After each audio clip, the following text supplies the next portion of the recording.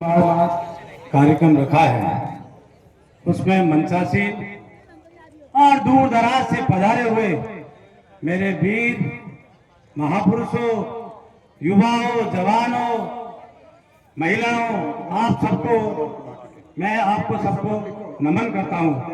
मेरा नाम आशाराम मीना है, मेरा गांव गोवर्धनपुर है। मैं पीएचडी से एससी से रिटायर्ड हुआ हूँ। आज का ये जो कार्यक्रम रहा है, ये बड़ा ही ऐतिहासिक कार्यक्रम है।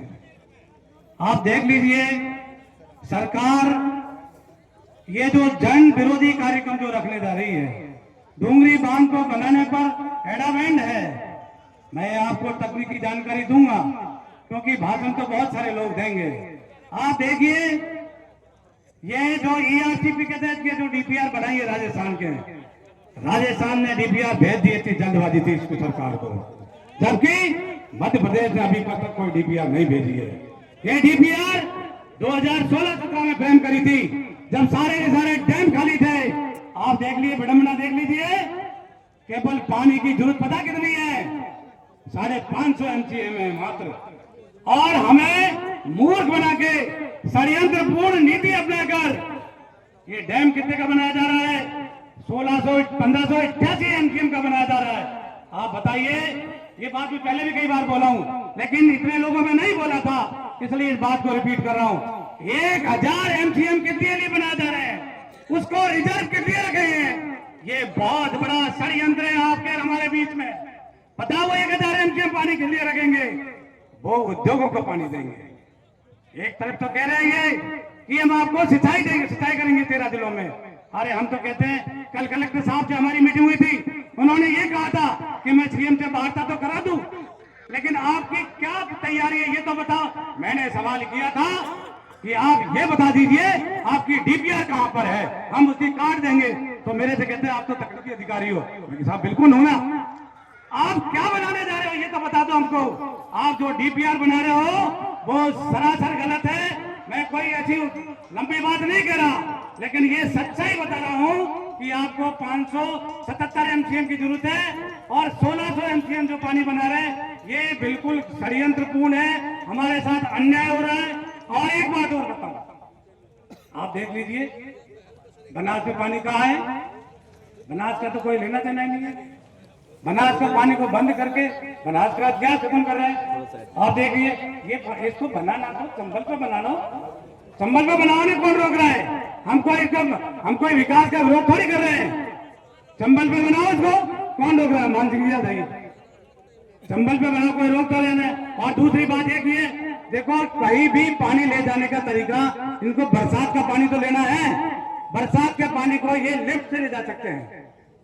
कहीं भी पानी बरसात से का पानी या तो लिफ्ट से उठाइए, लिफ्ट से उठा के और पानी को पाइपलाइन के जरिए जहां जहां भी जरूरत है ना, जिस जिले में भी इनको पानी की जरूरत है वहां पर डैम बना सकते हैं।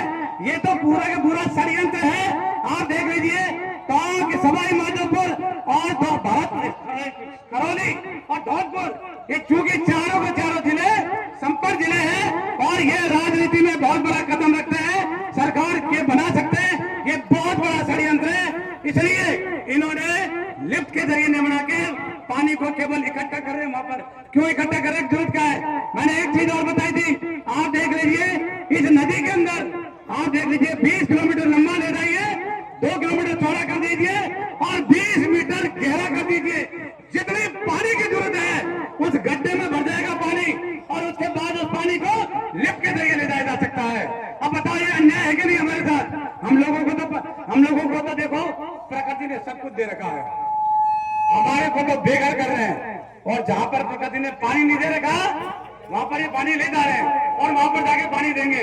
ये हमारे साथ कुठाराघात है। इसलिए आप किसी भी तरीके से डरने की जरूरत नहीं है। मैं कोई लंबी बात नहीं कह रहा, ये सरकार की हिम्मत नहीं है। सरकार, आप देख लीजिए, अभी जो प्रेस कॉन्फ्रेंस करी थी ना, जिस दिन जोड़ने के अंदर महापंचायत हुई थी, उस दिन प्रेस कॉन्फ्रेंस करी थी सरकार ने। आप देखिए, वो प्रेस कॉन्फ्रेंस सरासर झूठी प्रेस कॉन्फ्रेंस थी। उन्होंने कहा कि 16 गांव विस्थापित होंगे और 227.5 मीटर के 16 गांव का जो विस्थापन का था नहीं, वो एक गौर से सुन लीजिए, वो 220 मीटर हाइट का प्रेस कॉन्फ्रेंस था, उन्होंने झूठ बोला था और सब लोगों को गुमराह किया था। सरकार के 3 कैबिनेट मंत्री इस तरीके से प्रेस कॉन्फ्रेंस करते हैं और लोगों को गुमराह करते हैं। वो 220 मीटर की हाइट का था। मैंने कल कलेक्टर साहब से भी कहा था ये कि 220 मीटर की हाइट के 16 गांव के 227 पे पूरे टैची गांव आ रहे हैं। कोई कहता है तो बिल्कुल गुमराह, वही बिल्कुल उसमें सकते हैं मत लीजिए। ये जन आंदोलन बन चुका है। आप किसी बात से घबराइए मत, ये सरकार की कोई गूदड़ी नहीं है। ये क्या नाम है, डैम बना दे, इतनी जरूर बात है।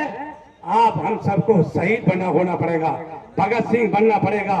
ये तो नहीं हो गए कि कमलेश जी तो सोचे आसाराम शहीद बन जावे, ये भगत सिंह बन जावे। गंगाराम जी सोचे कि बन जावे, खल्लाक साहब बोले कि योग भूरा सोचे कि वो बन जावे। ऐसा नहीं, 88 के 88 हाथ खड़े कर दीजिए।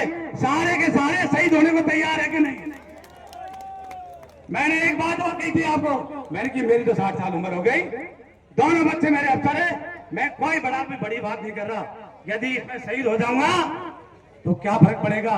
शहीद हुआ तो 13 दिन याद रखेंगे, चलो तेरी गारंटी की बात है। वैसे मर गए ना, वैसे तो 13 दिन याद रखेंगे। और डूंगरी बांध के लिए मर गए ना भैया, तो मैं आपसे गारंटी से कहता हूं हर साल तो उसका मेला लगेगा। और जब तक ये गांव रहेंगे ना, तब तक उनको ढोल बजा के याद रखेंगे। आए रही बात सवाई माधोपुर कूच करने की, वो निर्णय तो कमेटी करेगी, मैं कमेटी का हिस्सा नहीं। मुझे तो ये काम सौंपते है। अच्छा ठीक है, मान लेता हूं मैं कमेटी का हिस्सा हूं, इन्होंने मान लिया तो मान लिया, मैं कमेटी का हिस्सा हूं। जो निर्णय करेंगे वो सब कुछ तैयार है।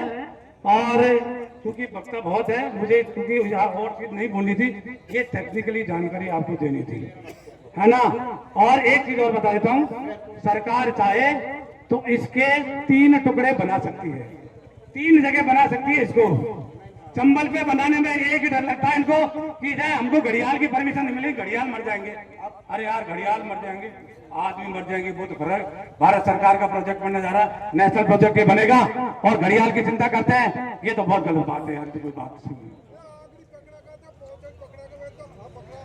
मैं आपको कह रहा हूं ये बनना नहीं चाहिए किसी भी कीमत पे, और ये नहीं बनेगा। किसी भी सरकार की हिम्मत नहीं है।